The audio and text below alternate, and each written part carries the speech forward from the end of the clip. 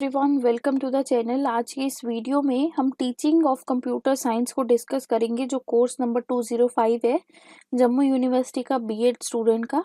तो बहुत लोगों के कमेंट्स आ रहे थे physical science, social science, mathematics पे और बायो साइंस पे चाहिए। तो वो मेरा सब्जेक्ट नहीं है, तो इसलिए मेरे पास उसके कोई नोट्स नहीं है, बट फिर भी मैं ट्राई करूँगी कि मैं बायो साइंस और फिजिकल साइंस के नोट्स डाल दूँ। बट अदर सब्जेक्ट्स के रिगार्डिंग मुझे कोई नॉलेज नहीं है, तो इसलिए नोट्स डालना पॉसिबल नहीं होगा। और फिजिकल साइंस और बायो साइंस के भी मैं सिर्फ वही नोट्स डाल पाऊंगी जितने टॉपिक मेरे पास अवेलेबल हो जाएंगे। अदरवाइज थोड़ा मुश्किल है कि मैं नहीं चाहती कि मैं कोई गलत कंसेप्ट पढ़ा दूं आपको, ठीक है। तो कंप्यूटर साइंस के हैं मेरे पास, तो किसी का कमेंट था, तो मैं यूनिट 1 को डिस्कस करती हूँ पहले। तो पहले सिलेबस डिस्कस कर लेते हैं। तो structure and history of different types of computer, centre processing unit, generation of computer, computer hardware, input and output devices, computer software, types of software, computer languages, storage device में primary और secondary and then specifically RAM और ROM पढ़ना है। Operating system में DOS और window को discuss करना है। नेक्स्ट है डेमोस्ट्रेशन मेथड, और उसके बाद है कि प्रैक्टिकल ओरिएंटेशन कैसे करानी है स्टूडेंट्स को डेमोस्ट्रेशन मेथड के साथ, ठीक है। तो चलिए बिना डिले के स्टार्ट करते हैं। सबसे पहले हम history of different types of computer पढ़ते हैं। तो पहले मेन फ्रेम कंप्यूटर को डिस्कस करते हैं। तो मेन फ्रेम जो कंप्यूटर थे वो हमारे earliest types of digital computer थे और इमर्ज हुए थे 1950s में। IBM सिस्टम या 360 is a notable example for this. अब स्ट्रक्चर डिस्कस करते हैं। जो मेन फ्रेम कंप्यूटर थे वो लार्ज थे, पावरफुल कंप्यूटर थे, प्रोसेसिंग लार्ज वॉल्यूम के लिए, लार्ज वॉल्यूम ऑफ डाटा के लिए डिज़ाइन किए गए थे। क्रिटिकल एप्लीकेशंस को रन करते थे जो गवर्नमेंट, बिजनेस और साइंटिफिक इंस्टीट्यूशन के लिए होती थी स्पेसिफिकली। इसके एडवांटेज ये था कि ये हाई प्रोसेसिंग पावर के लार्ज स्केल डाटा प्रोसेसिंग में काम आते थे। रिलायबिलिटी थी इनमें, रिडंडेंसी फीचर था, ठीक है। एक्सीलेंट थे मल्टीटास्किंग के लिए और मल्टीपल यूजर की सपोर्ट को भी असेस करते थे। डिसएडवांटेज ये थी कि हाई कॉस्ट ऑफ मेंटेनेंस था, लार्ज ऑफ फिजिकल फुटप्रिंट था, मतलब बहुत लार्ज साइज था, और सूटेबल नहीं थे पर्सनल और स्मॉल बिजनेस के लिए, ठीक है। Next one is mini computer. जो मिनी कंप्यूटर थे वो 1960s और 97 में इंट्रोड्यूस हुए थे। Digital equipment corporation DEC produce किया था उन्होंने popular model like PDP series को। और इसका स्ट्रक्चर था कि ये स्मॉलर थे मेन फ्रेम कंप्यूटर से, बट स्टिल कम थोड़े बड़े थे साइज में और क्वाइट कैपेबल थे। मिनी कंप्यूटर्स जो थे वो साइंटिफिक और इंजीनियरिंग एप्लीकेशंस के लिए यूज हुए। इनकी एडवांटेज ये थी कि ये स्मॉल बिजनेस के लिए अफोर्डेबल थे, थोड़ा स्मॉलर फिजिकल साइज में थे, processing power for various application में सूटेबल थे, मल्टीपल यूजर को सपोर्ट करते थे और रिलायबिलिटी और अपटाइम थे। डिसएडवांटेज ये थी कि लिमिटेड स्केलेबिलिटी थी, often based on obstacle technology में कभी कभी प्रॉब्लम्स आ जाती थी, मेंटेनेंस ऑफ कॉस्ट का इशू था, लिमिटेड परफॉर्मेंस थी कुछ रिसोर्स इंटेंसिव टास्क में, और लिमिटेड सॉफ्टवेयर अवेलेबिलिटी भी थी due to the ageing of the platform, ठीक है। अब नेक्स्ट है हमारा माइक्रोफ्रेम या फिर पर्सनल कंप्यूटर्स। तो माइक्रोफ्रेम कंप्यूटर जो थे वो पॉपुलर हुए 1970s में और 1980 में। तो एटलर 8000 और IBM PC एक इसकी एक अर्लियर एग्जांपल है। स्ट्रक्चर था इसका कि ये माइक्रो कंप्यूटर से स्मॉल थे, अफोर्डेबल मशीन थी पर्सनल यूज के लिए। ये इंक्लूड करते थे डेस्कटॉप को, लैपटॉप को और टैबलेट्स को, स्मार्टफोन्स को। एंड इनका एडवांटेज ये है कि ये अफोर्डेबल है, वाइडली अवेलेबल है पर्सनल और बिजनेस यूज के लिए, यूजर फ्रेंडली है, वर्सेटाइल है, लार्ज सॉफ्टवेयर हार्डवेयर कंपैटिबिलिटी है।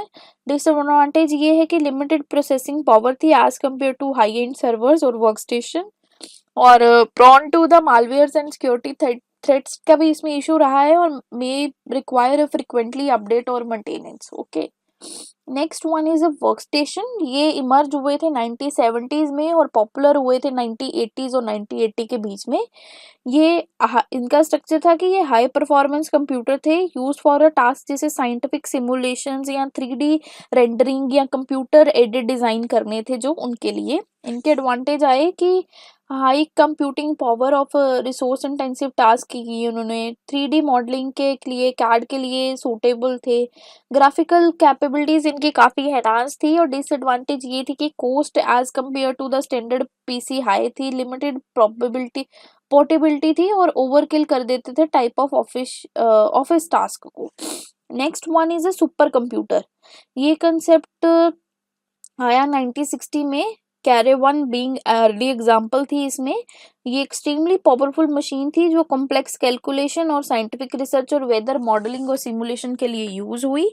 एडवांटेज इसकी ये रही कि ये अनमैच्ड प्रोसेसिंग पावर थी कॉम्प्लेक्स कैलकुलेशन के लिए यूज किया गया इन्हें, साइंटिफिक रिसर्च, वेदर मॉडलिंग और सिमुलेशन के लिए, और सॉल्व कर देते थे ये प्रॉब्लम्स को जो इम्पॉसिबल होती थी डिफरेंट कंप्यूटर्स के को सॉल्व करना, ठीक है।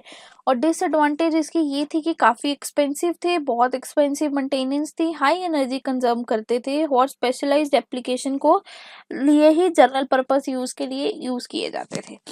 नेक्स्ट हम मूव आउट करेंगे एम्बेडेड कंप्यूटर में। ये 1960 के अराउंड आए हैं और ये एक प्रीवेलेंट मॉडर्न टेक्नोलॉजी बनी और इनमें ये स्पेशलाइज थे और सिंगल पर्पस डिवाइस थे जो आप एवरीडे ऑब्जेक्ट में लाइक कार, मेडिकल या फिर एसीज में, डोर्स में जिनको आप यूज़ करते हो ना वो। एडवांटेज इसके ये थी कि ये कम्पैक्ट और एनर्जी सफिशिएंट थे स्पेसिफिक टास्क के लिए और एनहांस करने के लिए प्रॉब्लम को परफॉर्मेंस को डिज़ाइन किए गए थे। इंटीग्रेटेड थे वेरियस डिवाइसेस और सिस्टम में। और डिसएडवांटेज ये थी कि फ्लेक्सिबिलिटी थी इनकी due to the dedicated function, ठीक है, जो एक में यूज़ करते हो दूसरे में नहीं कर पाते आप। डिफ़िकल्ट था इनको अपग्रेड और मॉडिफाई करना और सूटेबल नहीं थे जनरल पर्पस कंप्यूटिंग के लिए, ठीक है। नेक्स्ट हमारा टॉपिक है इसमें सीपीयू, सेंट्रल प्रोसेसिंग यूनिट। तो सेंट्रल प्रोसेसिंग यूनिट एक प्राइमरी कंपोनेंट होता है कंप्यूटर का जो रिस्पॉन्सिबल किसके लिए होता है, इंस्ट्रक्शंस को एग्जीक्यूट करने के लिए, कैलकुलेशंस करने के लिए या कोई भी टास्क करने के लिए। इसको हम ब्रेन ऑफ द कंप्यूटर के नाम से भी जानते हैं क्योंकि ये एक फंडामेंटल रोल प्ले करता है processing and controlling of the computer operation. इसके दो कंपोनेंट्स हैं, बेसिकली तीन हैं, जैसे अर्थमेटिक लॉजिकल यूनिट एएलयू, ठीक है। तो ये एएलयू जो है वो रिस्पॉन्सिबल किसके लिए है, परफॉर्म करने के लिए अर्थमेटिक और लॉजिकल ऑपरेशन जैसे एडिशन, सब्ट्रैक्शन हो गई। ये एक्चुअल कंप्यूटेशन करते हैं within the CPU. Then आता है हमारा कंट्रोल यूनिट जो रिस्पॉन्सिबल होता है मैनेज करने के लिए और कोऑर्डिनेट करने के लिए एग्जीक्यूशन ऑफ इंस्ट्रक्शन। ये फेच करता है इंस्ट्रक्शन को मेमोरी से, डिकोड करता है और कंट्रोल करता है flow of data within the CPU between other computers to other components to the computer. Then आते हैं हमारे रजिस्टर्स जो हाई स्पीड और स्मॉल कैपेसिटी स्टोरेज लोकेशन है हमारे सीपीयू के बीच में। ये स्टोर करती है इंस्ट्रक्शन और डाटा को करंटली जो आपको चाहिए और मैनिपुलेट करता है इसको सीपीयू, ठीक है। और ये क्रिटिकल और फास्ट असेस प्रोसेसिंग एक स्टोरेज डिवाइस है हमारे सिस्टम का। अब हम एडवांटेजेस डिस्कस करते हैं सीपीयू की। तो ये प्रोसेसिंग पावर है, ये प्राइमरी वर्क होर्स है कंप्यूटर का, कैपेबल करता है execute vast number of instructions में पर सेकेंड में, ठीक है। वर्सेटाइल है और multitude of the application run करता है ऑपरेटिंग सिस्टम को, सॉफ्टवेयर को, कॉम्प्लेक्स मैथमेटिकल प्रॉब्लम्स को। मल्टीटास्किंग है, मल्टीपल जॉब्स को हैंडल करता है, प्रोसेसेस को, ठीक है। क्विक असेस टू आपको डाटा देता है रजिस्टर्स और कैचे मेमोरी की हेल्प से, ठीक है। और अपग्रेडेबिलिटी आती रहती है, जब आपको एक्सटेंड करना होता है आप इसको एक्सटेंड कर सकते हो। डिसएडवांटेज ये है कि काफ़ी हीट जब नीड की जाती है सीपीयू में से, ठीक है ना, पावर कंजप्शन लगती है, बहुत इलेक्ट्रिसिटी की नीड है, लिमिटेड पैरेललिज्म है कि मल्टी कोर जो सीपीयू होते हैं वो मल्टीटास्किंग हैंडल करते हैं बट सफिशिएंट नहीं होते, स्पेशलाइज हार्डवेयर्स लाइक जैसे उसके ग्राफिक्स जो होते हैं वो हाईली पैरेलाइज्ड नहीं होते हैं और फिजिकल साइज इनका थोड़ा बड़ा होता है कई कंप्यूटर्स का, ठीक है ना, कम्पैक्ट डिवाइसेस से। डिपेंडेंसी अब इनकी क्लॉक पे रहती है, ओल्डर सॉफ्टवेयर और एप्लीकेशन जो रिलाई करते हैं क्लॉक स्पीड के ऊपर। तो जब हम अपग्रेड करते हैं सीपीयू में डिफरेंट आर्किटेक्चर में तो जो लोअर क्लॉक स्पीड की चीज़ें होती हैं तो वो नहीं एग्जीक्यूट कर पाती हैं और कॉस्ट का इशू तो है ही है थोड़ा, सर्वर का, वर्क स्टेशंस का, मेंटेनेंस का, ठीक है, इन सब चीज़ों का। नेक्स्ट है हमारी जनरेशन्स ऑफ कंप्यूटर। तो फर्स्ट जनरेशन है हमारी उसमें वैक्यूम ट्यूब्स का यूज़ किया गया था इलेक्ट्रॉनिक कंपोनेंट में, और ये काफ़ी मेसिव और ऑक्यूपाई करते थे पूरे एंटायर रूम को। और आइकॉनिक एग्जांपल थी इसकी जैसे electronic numerical integration and computer and वैक and universal automatic computer UNIVAC. Limited speed and reliability थी, स्लो थे, अनरिलायबल थे, काफ़ी हीट जनरेट करते थे। तो एडवांटेजेस भी इनकी इसी पे बेस हैं कि ये pioneer to era of electronic digital थे। इन्होंने कम्प्लेक्स कैलकुलेशन की बहुत faster as the manual method, और सेट किया एक foundation for subsequent generation of computer, क्योंकि पहला था। डिसएडवांटेज तो यही आई कि लार्ज थे, बल्कि थे, वैक्यूम ट्यूब्स के कारण हाई पावर कंजप्शन करते थे, हीट जनरेट करते थे, है ना, फ्रिक्वेंट ट्यूब फेलियर हो जाता था, अनरिलायबल थे जिसकी वजह से। नेक्स्ट हम मूव ऑन करेंगे सेकेंड जनरेशन में, जो 1950 और 1960 में आई। इन्होंने ट्रांजिस्टर्स को यूज़ किया जो रिलायबल और स्मॉलर थे as compare to the vacuum tube, but assembly language programming आई इसमें ईरा में, ठीक है। हाई लेवल प्रोग्रामिंग लैंग्वेज भी आई, फॉर्टन और कोबाल यूज़ हुआ इसमें। मैग्नेटिक कोर को हम यूज़ करते थे, मैग्नेटिक कोर थी जो as a memory storage device थी। एडवांटेज इसका ये था कि वैक्यूम ट्यूब्स को रिप्लेस कर दिया ट्रांजिस्टर ने, स्मॉल साइज हो गया थोड़ा, उनसे रिलायबल हो गई मशीन फर्स्ट जनरेशन से। इसकी स्पीड और एनर्जी एफिशिएंसी भी इंक्रीज हुई as compare to the first, और हाई लेवल प्रोग्रामिंग लैंग्वेज ने एनहांस किया इस सॉफ्टवेयर डेवलपमेंट को।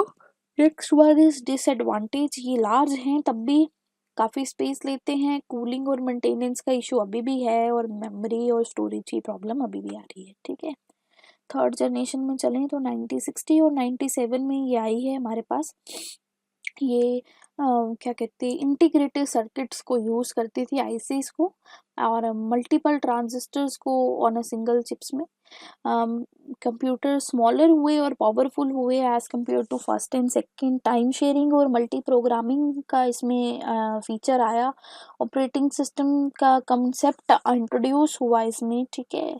और IBM सिस्टम 360 इसकी एग्जांपल है, PDP-11 एग्जांपल है। तो इंट्रोडक्शन ऑफ आईसीज आई, ये एडवांटेज है, साइज रिड्यूस हुआ, रिलायबिलिटी इंक्रीज हुई, एनर्जी एफिशिएंसी हुई, कंप्यूटेशनल ऑफ पावर हुई, टाइम शेयरिंग, मल्टी प्रोग्रामिंग आए, ऑपरेटर सिस्टम, ठीक है। डिसएडवांटेज यही है कि इनिशियल सेटअप यहाँ साइज बड़ा अभी भी है, कहीं ना कहीं एक्सपेंसिव है, और लिमिटेड कनेक्टिविटी और डाटा शेयरिंग है। अब हम आए फोर्थ जनरेशन पे, ठीक है। ये 1970s में आई है, और यहाँ पे जो प्रेजेंट लिखा है ना, ये गलत है, गलत नहीं है, कहीं ना कहीं अभी भी इसका यूज़ हो रहा है, बट आप प्लीज़ ये प्रेजेंट मत लिख के आना फोर्थ जनरेशन में, वो हम फिफ्थ जनरेशन में ही लिखते हैं। आप इसकी एक बार ये डेट चेक कर लेना, ठीक है। तो माइक्रो प्रोसेसर्स हैं जो डेवलपमेंट हुई इनमें, इंटेल के आए, ठीक है। और कहते हैं ना, उसमें आईसीज आई थी, तो इसमें I think very large ICs आई थी, स्पेसिफिकली वर्ड आप चेक कर लीजिएगा। और पर्सनल कंप्यूटर्स का यहाँ पे बर्थ हुआ था, ठीक है। ग्राफिकल यूज़र इंटरफेस आई, ठीक है। एप्पल की मस्त चीज़ें बनने लगी, माइक्रोसॉफ्ट विंडो आई, नेटवर्किंग की ग्रोथ हुई इस एरा में, IBM PC आया इसमें एक, और ठीक है, और भी बहुत सारी चीज़ें आई। एडवांटेज ये रही कि माइक्रो प्रोसेसर थे, उन्होंने काफ़ी कॉस्ट रिडक्शन हुई, और स्मॉलर साइज हुआ, ठीक है। High level of programming languages और एप्लीकेशन आने लग पड़े। बट डिसएडवांटेज यही थी कि अभी भी कहीं ना कहीं लिमिटेड मेमोरी थी, प्रोसेसिंग पावर कम थी, ठीक है। और ग्राफिकल कनेक्टिविटी भी अभी इतनी नहीं थी इनकी। तो अभी मैं क्या कह रही थी, हाँ, और ये देख लेना कि माइक्रो ड्रम्स कहाँ यूज़ होते थे, चिप्स कहाँ यूज़ होती थी, एक बारी ना देख लेना। अगर नहीं पता लगेगा तो कमेंट बॉक्स में डालना, मैं आपको सर्च करके दे दूँगी। एक्चुअली इसमें मेंशन आउट नहीं है। तो अब फिफ्थ जनरेशन ऑफ कंप्यूटर है, तो वो जो फोर्थ जनरेशन की आप एंड डेट लिखोगे उससे लेके अभी तक चल ही रहे हैं, ठीक है, और आगे भी चल देंगे काफ़ी टाइम तक। तो इसमें हमारी आर्टिफिशियल इंटेलिजेंस का, है ना, आपको पता है आजकल की डेट में आर्टिफिशियल इंटेलिजेंस, मशीन लर्निंग आई, क्वांटम कंप्यूटिंग आ गई है, एडवांस मटेरियल्स का यूज़ होने लगा है, क्लाउड कंप्यूटिंग है। तो क्या हुआ, इंटरनेट और यूज़र फ्रेंडली हो गए, काफ़ी कम्पैक्ट हो गए, एनर्जी सेव करने लग पड़े, है ना। डिसएडवांटेज यही है कि आज की डेट में डिजिटल डिवाइड हो गया है, सिक्योरिटी प्राइवेसी इश्यूज आ रहे हैं, एनवायरमेंटल इशू आ रहे हैं इसकी वजह से। तो ये सारे डिसएडवांटेजेस हैं। नाउ कंप्यूटर हार्डवेयर की तरफ चलते हैं। कंप्यूटर हार्डवेयर वो चीज़ है, वो फिजिकल कंपोनेंट है जिसे आप देख भी सकते हो और छू भी सकते हो। ये वर्क टुगेदर करते हैं और प्रोसेस करते हैं डाटा को और परफॉर्म करते हैं बहुत सारे टास्क को। डिफरेंट हार्डवेयर डिवाइसेस में आपका पहला एक डिवाइस सीपीयू आ जाता है, जिसको आप ब्रेन ऑफ द कंप्यूटर कहते हो। ये एग्जीक्यूट करता है इंस्ट्रक्शंस को और परफॉर्म करता है कैलकुलेशंस को, ये आपने अभी भी पढ़ा। मॉडर्न सीपीयू का वेरियस डिफरेंट डिफरेंट आर्किटेक्चर आए हैं, बहुत डिफरेंट टाइप्स ऑफ सीपीयू हैं। नेक्स्ट हमारा हार्डवेयर मदरबोर्ड है, जो मेन सर्किट बोर्ड है कंप्यूटर का, जो कनेक्टिविटी और इंटरफेस प्रोवाइड करता है हार्डवेयर कंपोनेंट्स को, जैसे सीपीयू, रैम, स्टोरेज डिवाइसेस को। फिर आ गई हमारी मेमोरी या रैंडम एक्सेस मेमोरी बोल लो, जो हाई स्पीड मेमोरी होती है, डाटा स्टोरेज और इंस्ट्रक्शन के लिए काम आती है, ठीक है। और फिर स्टोरेज डिवाइसेस हैं, अगर आपने कोई स्टोरेज डिवाइस अटैच किया है, जैसे हार्ड ड्राइव हो गई, या ये सब चीज़ें हैं। ग्राफिकल प्रोसेसिंग यूनिट हमारा जो है रेंडर करता है ग्राफिक्स को, ठीक है, कैलकुलेशंस को, गेमिंग्स में और वीडियोस में हेल्प करता है। इनपुट और आउटपुट डिवाइसेस जितने भी हैं वो आपके सारे हार्डवेयर डिवाइसेस ही हैं, ठीक है। और नेक्स्ट हमारी एडवांटेज पढ़ लेते हैं हम कंप्यूटर हार्डवेयर की। ये एनहांस करते हैं कंप्यूटर की परफॉर्मेंस को। कस्टमाइजेशन आप कर सकते हो अकॉर्डिंग टू योर नीड, की कैसा आपको सिस्टम चाहिए। रिलायबिलिटी है कि more premium hardware tend to be more dependable, ठीक है, रिड्यूस कर देता है डाउन टाइम और डाटा लॉस को, फ्यू फेलियर्स होते हैं। लॉन्गिविटी है कि अपग्रेड होते रहते हैं, लाइफ स्पैन बहुत है, without replacing the entire system. आप सिर्फ एक हार्डवेयर कंपोनेंट बदलो तो चीज़ चल जाती है। कंपैटिबिलिटी है इसकी, ठीक है, और स्पेशलाइज हार्डवेयर्स हैं बहुत सारे हमारे पास, जिनको आप यूज़ कर सकते हो। डिसएडवांटेज यही है कि कॉस्टली होते हैं, कॉम्प्लेक्स होते हैं, ठीक है, कभी कभी नहीं किसी सिस्टम के साथ सेट बैठ पाते। स्पेस की रिक्वायरमेंट होती है, अगर आपका सिस्टम उतनी नई जगह है उसमें, तो आप नया हार्डवेयर लगाने में प्रॉब्लम आएगा, या सिस्टम को रूम में भी सेटल आउट करने में प्रॉब्लम आएगी। हीट और पावर का इशू रहता है। कंपैटिबल इशू है कि जैसे मैंने आपको पहले ही बोला कि नहीं मैच कर रहा, उसके साथ तो नहीं होगा। मेंटेनेंस का ध्यान रखना पड़ेगा। लिमिटेड पोर्टेबिलिटी है, इधर से उधर लेके जाना लैपटॉप की तरह इजी नहीं है, और टेक्नोलॉजी की थोड़ी प्रॉब्लम रहती है, अपडेट करना टाइम टू टाइम, ठीक है ना। नेक्स्ट वन इज इनपुट और आउटपुट डिवाइसेस। तो इनपुट डिवाइसेस वो हार्डवेयर डिवाइसेस होते हैं जो क्या करते हैं, प्रोवाइड करते हैं डाटा, कमांड और information to the computer other digital devices की तरह। ये फैसिलिटेट करते हैं transfer of external information into the computer memory, और उसको प्रोसेस करते हैं। जैसे हमारा कीबोर्ड है, ये प्राइमरी इनपुट डिवाइसेस है जिसमें सेट ऑफ कीज होती हैं, टिपिकली क्वाड्रिक लेआउट को हम यूज़ करते हैं। न्यूमेरिकल, अल्फा न्यूमेरिकल, ढेर सारी कीज होती हैं हमारे पास। तो इसके एडवांटेज ये है कि ये फेमिलर है, एफिशिएंट वे में आप इनपुट कर सकते हो टेक्स्ट या कमांड को, और वाइड रेंज ऑफ एप्लीकेशन में यूजफुल है। डिसएडवांटेज इज दैट की limited for a task that require limited है, जो पॉइंटिंग डिवाइस के लिए आप हर जगह यूज नहीं कर सकते, ठीक है ना। और बड़े टाइम से यूज करने के लिए एक तो खराब भी हो जाता है, आपको भी इंजरी दे सकता है, टक टक टक टक बार बार नहीं करना। माउस नेक्स्ट हमारा है एक डिवाइस, जो पॉइंटिंग डिवाइस हम जिसको बोलते हैं। दो बटन्स होते हैं, स्क्रोल व्हील होता है, कर्सर होता है, स्क्रीन पे मूव ऑन करने के लिए यूज होता है, ग्राफिकल इंटरफेस के साथ इंटरेक्ट करने के लिए। एडवांटेज इज दैट कि पॉइंटिंग और क्लिकिंग से काम हो जाता है, गेस्चर और एक्शंस को समझ आता है, यूजर इंटरेक्शन को एनहांस करता है। बट आप इसे टेक्स्ट इनपुट नहीं कर सकते हो, और लिमिटेड फीचर्स हैं कि ड्राइंग और हैंडराइटिंग नहीं लिख सकते इससे आप, है ना। Next is a touch screen. तो ये डिस्प्ले स्क्रीन होती है जो आप अपने फ़ोन पे भी यूज़ कर रहे हैं आजकल, एक सेंसिटिव टच से चल जाती है, इंटरेक्ट कर सकते हो आप इससे, टैप कर सकते हो, स्वाइप कर सकते हो, पिंच कर सकते हो, बहुत कुछ कर सकते हो। एडवांटेज ये है कि directly way of interact with the device है, सूटेबल है बहुत सारी एप्लीकेशंस के लिए, स्मार्टफोन, टैबलेट सब पे चलती है आजकल, तो इवन लैपटॉप्स भी ऐसे आ गए हैं। डिसएडवांटेज ये है कि एक्यूरेट कम है as compare to the mouse, और फिंगर टिप्स, और फिंगर टिप्स को आप खराब कर सकता है, रेज जाती है ना, तो ठीक है, ये चीज़ की प्रॉब्लम आती है। स्टाइलस और पेन आपने देखा होगा जो आईपैड के साथ या अपने फ़ोन्स पे भी आजकल आपने यूज़ किया होगा। ये ड्राइंग के लिए और हैंडराइटिंग के लिए पेन लाइक इंस्ट्रूमेंट है जिसको आप यूज़ करते हो डिजिटाइज़र के ऊपर। तो ये टास्क अच्छा है कि हैंडराइटिंग और डिज़ाइन के लिए यूज़ होता है, तो एडवांटेज है इसकी। ग्राफिकल और डिजिटल डिज़ाइन आर्ट के लिए कॉमनली यूज़ किया जाता है। बट डिसएडवांटेज इसकी ये है कि वर्सेटाइल नहीं है माउस और टच स्क्रीन की तरह, और रिक्वायर करता है कंपैटिबल डिवाइस। हर पेन किसी हर डिवाइस पे नहीं चल जाता। अब आईपैड का पेन आप अपने फ़ोन पे आईफ़ोन पे यूज़ नहीं कर पाते हैं, ठीक है। अब आउटपुट डिवाइसेस पे हम चलते हैं। वो हार्डवेयर डिवाइसेस हैं जो कन्वे और प्रेजेंट करते हैं डाटा और इन्फॉर्मेशन आपके कंप्यूटर की स्क्रीन पे, ताकि आप उसको पढ़ सको, ठीक है।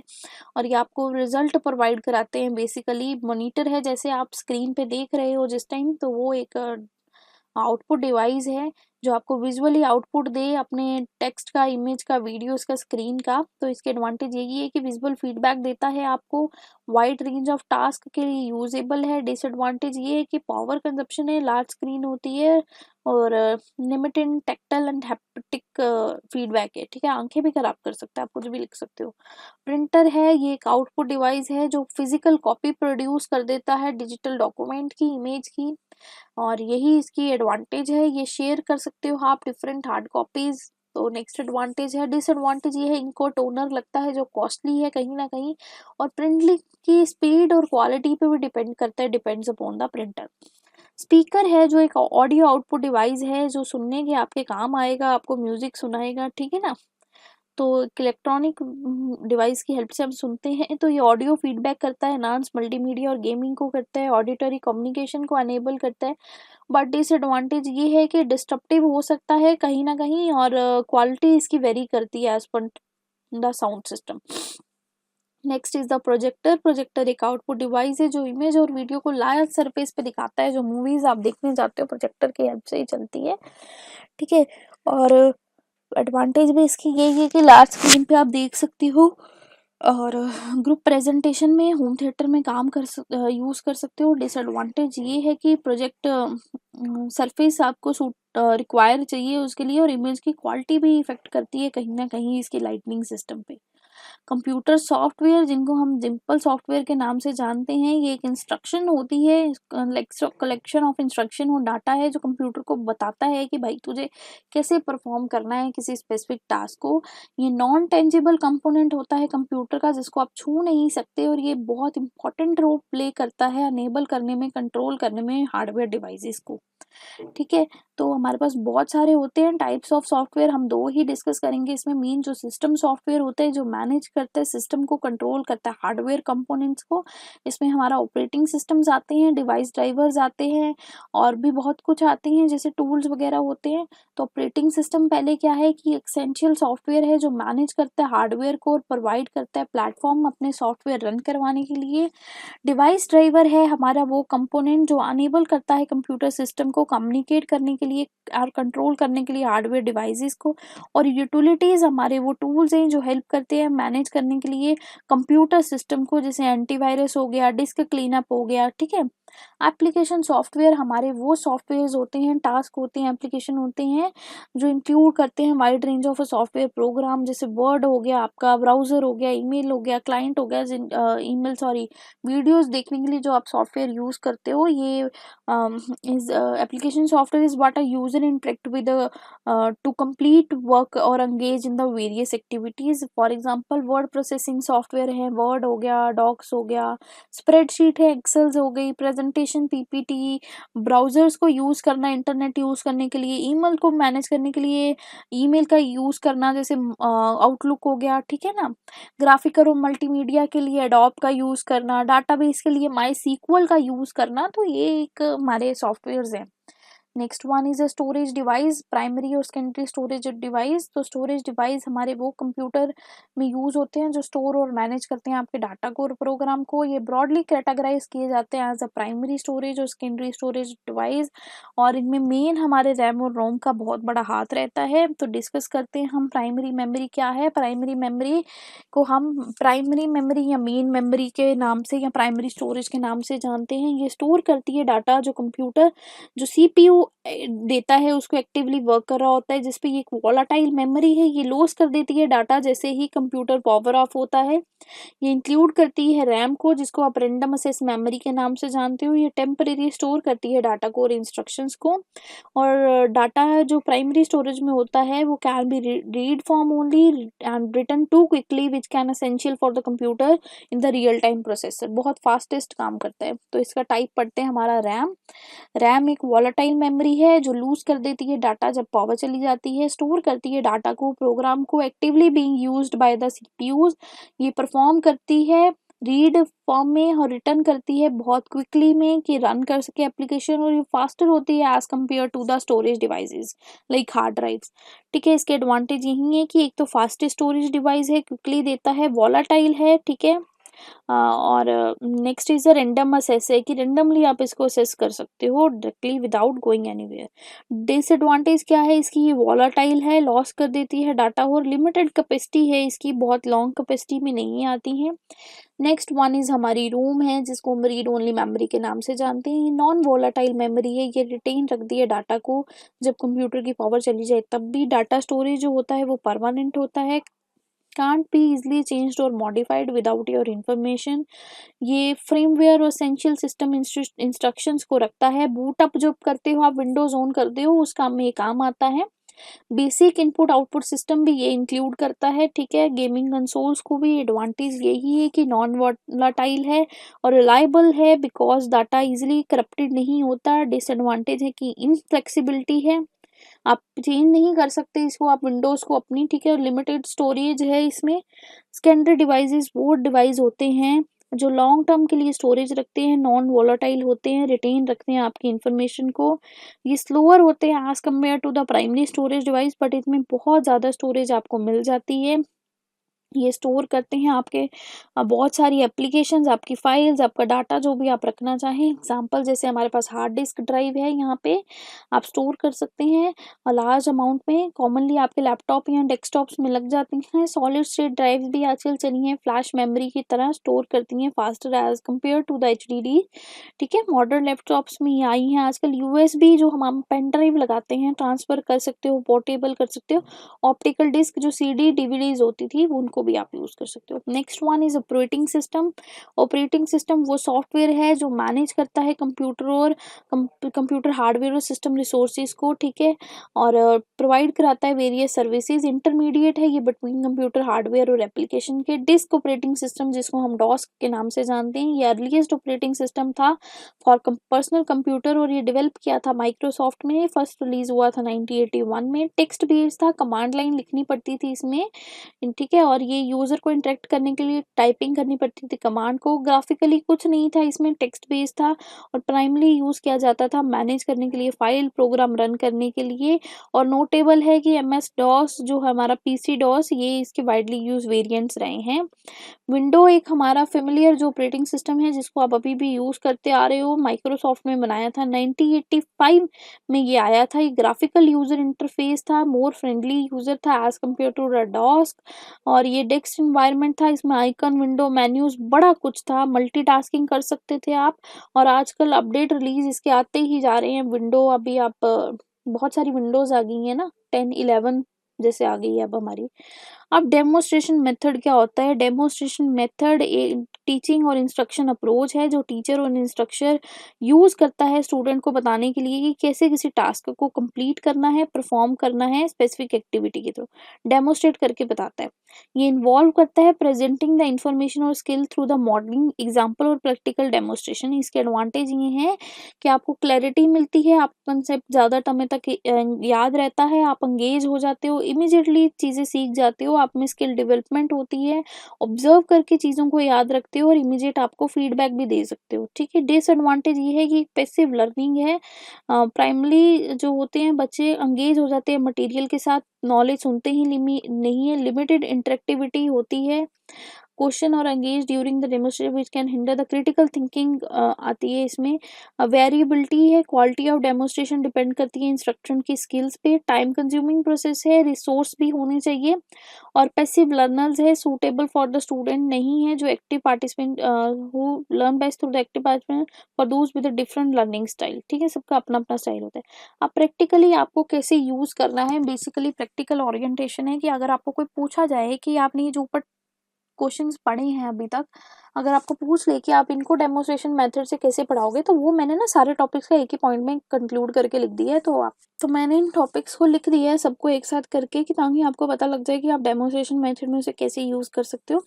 तो पहला structure and history of computer है। आपने क्या करना है, ब्रीफ हिस्ट्री ऑफ कंप्यूटर्स को पढ़ाना है, डिफरेंट डेमोस्ट्रेट करनी है उसके इंटरनल कंपोनेंट्स को। जैसे रैम रोम आप डिफरेंट ला के दिखा सकते हो, डायग्राम्स के थ्रू आप उनको एक्सप्लेन कर सकते हो। डिफरेंट टाइप्स ऑफ कंप्यूटर हैं, आप उनके एग्जांपल दिखा सकते हो। जैसे डेस्कटॉप हो गया, सुपर कंप्यूटर हो गया, उनके पर्पसेस और कैरेक्टरिस्टिक्स संभाल सकते हो। दिखा सकते हो, सॉरी। सेंटर प्रोसेसिंग यूनिट है, आप उसमें रोल शो कर सकते हो सीपीयू का, आप उनको शो भी कर सकते हो उसके different components. Generation of computer है, आप उनको 5 डिफरेंट जनरेशन कंप्यूटर्स दिखा सकते हो, उनको डिफरेंट उनकी वैक्यूम ट्यूब्स वगैरह दिखा सकते हो। मेजर डेवलपमेंट्स क्या आई हैं उसमें आप वो डिस्कस कर सकते हो। कंप्यूटर हार्डवेयर है, आप डिफरेंट हार्डवेयर बच्चों को दिखा सकते हो। पिक्चर्स के थ्रू दिखाओ या रियलिटी में दिखाओ और उनके फंक्शनिंग को एक्सप्लेन कर दो। इनपुट और आउटपुट डिवाइसेस को आप बच्चों को दिखा सकते हो, उनके फंक्शंस को एक्सप्लेन कर सकते हो, उनका क्या रोल है।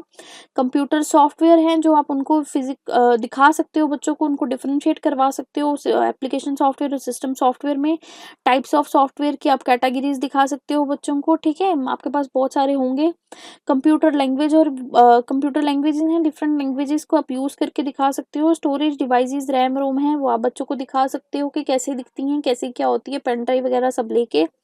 ऑपरेटिंग सिस्टम है, आप उनको different different operating system DOS अपने सिस्टम पे खोल के और विंडोज देख के लाइव उनको डेमोस्ट्रेशन करवा सकते हो।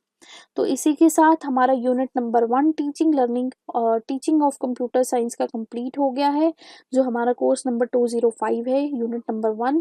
आप मैं कहूँगी कि आप चैनल को सब्सक्राइब करो, ताकि अगर मैं किसी और सब्जेक्ट की भी वीडियो अपलोड करती हूँ तो आपको वो भी पता लग जाए, और अगर कंप्यूटर्स की भी जो बाकी वीडियोस आएंगी आपको वो भी पता लग जाए। सो बाय बाय एवरीवन, मिलते हैं नई वीडियो के साथ।